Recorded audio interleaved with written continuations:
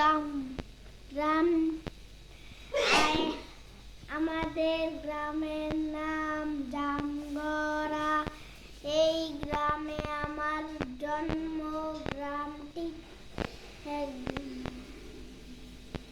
গ্রামটি বেশ বড়। গ্রামের অধিকাংশ মানুষ শিক্ষিত। শিক্ষিত ওই না সেই গ্রামটিতে আছে হরেক রকমের মানুষ।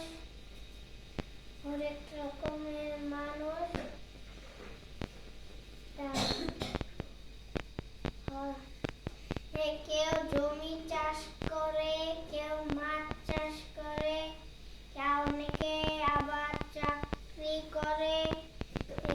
আমরা সবাই খেটে খাই। এটাই আমার বড় সুখ। এইটুকুই। একটু বলো, আবার বলো। আমাদের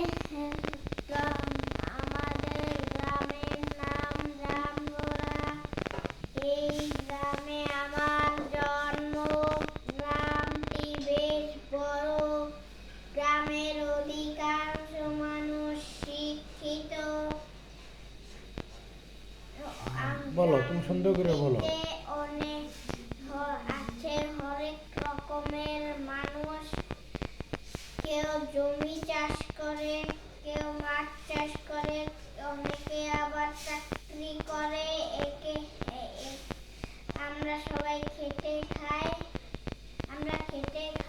আর এটাই আমার বড় সুখ।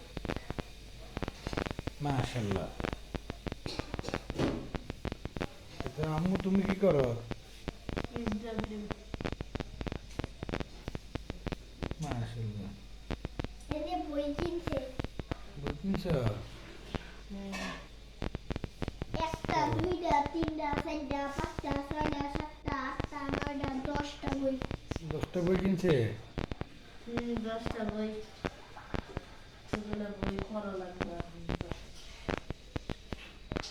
এই যে আইডিয়াল গাইড বই তো পড়েই নেই। তুমি তো পড়ো। তোমার পুরস্কার পাইছো, সবাই ফার্স্ট পুরস্কার পায়, তুমি সেকেন্ড পুরস্কার পাইছো। আমি ফার্স্ট হইছি, সবাই পাইছো। ওই তো আমরা কি রান্না করো? তাই তো। মাশাআল্লাহ। ভাজি, ফুলকপি বা তারপরে কি পেঁপে, আলু, কত সুন্দর ভাজি।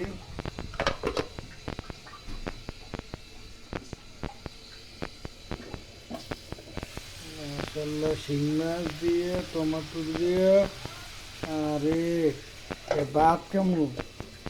তাড়াতাড়ি করো। আব্বু দুষ্টামি করে না। এই যে আম্মু লেখা শেষ করো, তাড়াতাড়ি ভাত খামু। মাশাআল্লাহ। লেখা শেষ করো। মাশাআল্লাহ। আমার আম্মুর হাতের লেখা কত সুন্দর দেখা যায়। আমার আব্বুর হাতের লেখা এখনো সুন্দর হয় নাই। এটা হলো এই যে আমার হাতের লেখা সুন্দর আছে। এটা তো বইয়ের হাতের লেখা, এটা তো টাইপ। লেখো। আমি একটা বাঘের গল্প শুনি। শোনাও। বাঘ বনে বাস করে। আকার অনেক বড়।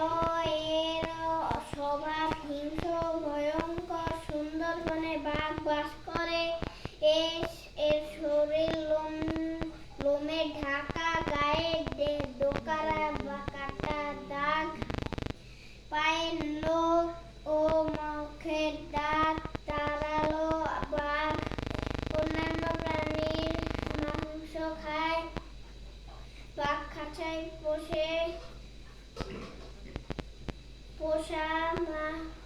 পোষা বাঘ মানুষকে কামড়ায় না। চিড়িয়াখানায় বাঘ দেখা যায়। বাঘকে জাতীয় পশু বলা হয়। কাঁঠাল আমাদের জাতীয় ফল। এর আকার বেশ বড়। এর গায়ে